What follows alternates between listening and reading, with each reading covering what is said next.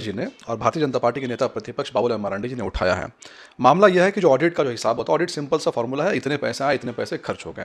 अब जो पैसे आए और जो खर्च के बीच डिफरेंस है, 10,000 करोड़ का हिसाब ही सरकार के पास में नहीं मिल रहा है।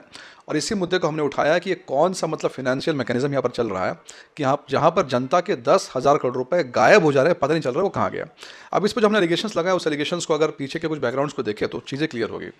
उदाहरण के लिए आज से लगभग 2 साल पहले भाजपा ने एक मुद्दे को उठाया था कि रात के अंधेरे में एंटी करप्शन ब्यूरो आता है और उत्पाद विभाग की फाइलों को ले जाता है। और हमने कहा कि भाई रात के अंधेरे में उत्पाद विभाग की फाइलों को आप क्यों ले गए, इसमें क्या आपकी मंशा हो सकती है। और जहां तक जानकारी मिली है, ओरिजिनल फाइल्स को उठा करके ले गए। उसके बाद जब ऑडिट विभाग ने उत्पाद विभाग से मांगा कि जरूरी फाइलें दीजिए, मतलब इस डिपार्टमेंट को ऑडिट करना है, तो मालूम चला कि वहां पर कागजात जो है वो गायब है। यानी हमने जो पहले ऑब्जेक्शन किया था कि एंटी करप्शन ब्यूरो वहां से फाइल को उठा करके ले गया, अब यहाँ पर फाइलें मिल नहीं रही है। महालेखाकार के लोग लगातार मांग रहे थे। दूसरा उदाहरण मैं आपको दूंगा डीएमएफटी फंड का।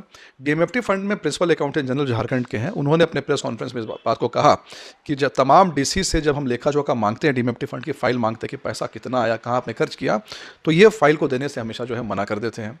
तीसरा मैं आपको एग्जांपल दूंगा, जो हम कह रहे हैं कि 10,000 करोड़ गायब हो गए, है ना। ये कुछ सालों का है, 1 साल का नहीं है, इसको मान लीजिए 4 साल 5 साल का हिसाब लेके चलिए।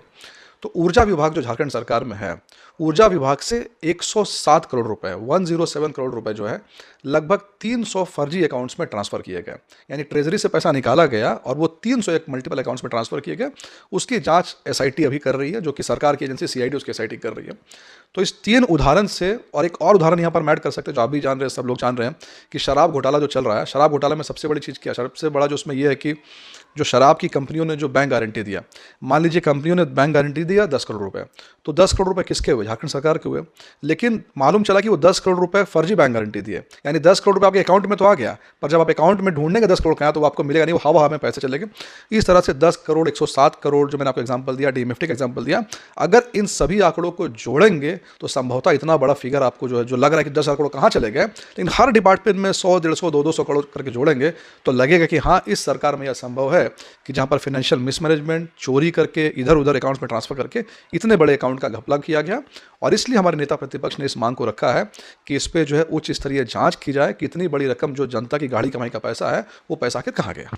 तकनीकी तौर पर तो आपने जो बातें बताई कि कहाँ कहाँ से कैसे कैसे फंड डाइवर्ट होता है, कैसे कैसे फंड को किया गया है डाइवर्ट पिछले 4-5 सालों में, लेकिन राजनीतिक तौर पर जब यह बात आती है, चूंकि वो नेता प्रतिपक्ष भी हैं, तो राजनीतिक तौर पर सीधे एक लाइन में जवाब मिलता है सत्ता पक्ष की तरफ से कि आप लोग विकास के बाधक हैं।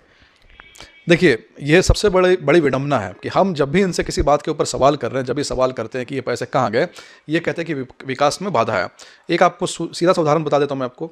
अभी कुछ समय पहले ईडी यहाँ पर जांच करने के लिए आई थी। ईडी ने यहाँ पर कई अफसरों के घर पे छापे मारे, कई अफसरों को बुलाया, समन किया। तो ये लोग बोलने लगे कि जो केंद्र सरकार है, भारतीय जनता पार्टी है, ये जो है विकास के अगेंस्ट है, विकास ये नहीं करना चाह रहे। लेकिन उसके पीछे का जो बैकग्राउंड है, वो सिंपल सा बैकग्राउंड है कि जो विभाग है यहाँ पर, जो पीएचडी डिपार्टमेंट है, पीएचडी डिपार्टमेंट ने एल&टी कंपनी के नाम पर फर्जी अकाउंट्स बना करके 21 करोड़ रुपए पाइपलाइन बिछाने के नाम पर दे दिया। और जो 21 करोड़ रुपए दिया गया, वो जो कैशियर वहाँ पर था संतोष कुमार, उसी को ईडी ने समन किया। जो कहानी हुई उसकी, मेरा सर ईडी ने फोड़ दिया हुआ। तो कहने का मतलब है कि हम जब उस मुद्दे को आपके सामने साफ साफ बताया कि भाई आप इस 21 करोड़ रुपए का जवाब दे दिए, तो कांग्रेस की तरफ से, जेएमएम की तरफ से एक ही जवाब आता है कि लोग विकास नहीं चाहते, विकास नहीं चाहते। इस मामले में भी अजय जी अगर देखा जाए तो वित्त मंत्री ने सभी विभागीय सचिवों से बात करने को कहा और फाइल मुख्य सचिव के पास भेज दी गई। मुख्य सचिव की पत्नी खुद जमीन घोटाले में लिप्त है। देखिए, यहाँ सबसे बड़ी विडंबना यही है। यानी कहने का ये मतलब है कि सरकार की कई सारी एजेंसियां हैं, जो मैंने आपको इसके पहले एग्जांपल एक शुरू किया, तो उस एग्जांपल में देखिए कौन कौन सी एजेंसी उसमें इन्वॉल्व है। पहला एजेंसी उत्पाद विभाग, जिसने खुद शराब घोटाला को किया है। दूसरी एजेंसी एंटी करप्शन ब्यूरो।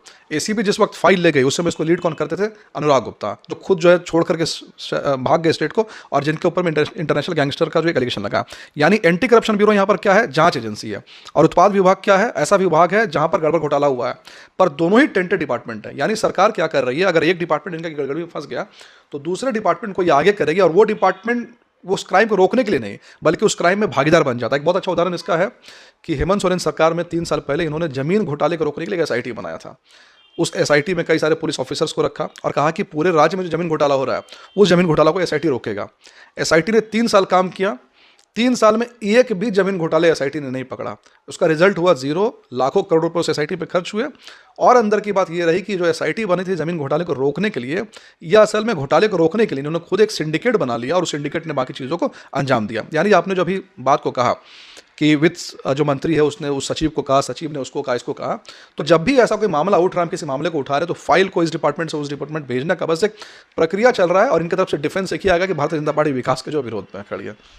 तो कुल मिलाकर देखा जाए तो जिस तरह से फंड का घोटाला या फंड को डाइवर्ट करने का खेल झारखंड सरकार में चल रहा है, एक दिन आएगा जब अधिकारियों के ऊपर सवाल उठेंगे और तब अधिकारी और सरकार, तत्कालीन सरकार मिलकर अपने हिसाब से चीज़ों की व्याख्या करेगी।